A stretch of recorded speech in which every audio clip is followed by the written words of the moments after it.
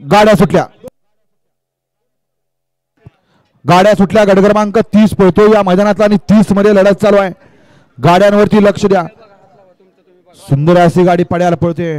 संग्राम पक्या सोन्या ग्रुप देगावकरांचा सरपंच पळतोय. अतिशय सुंदर आणि मोरा ड्रायव्हरचं निर्विवाद वर्चस्व.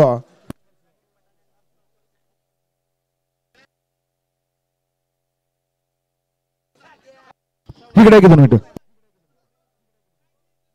फौजी इकडे.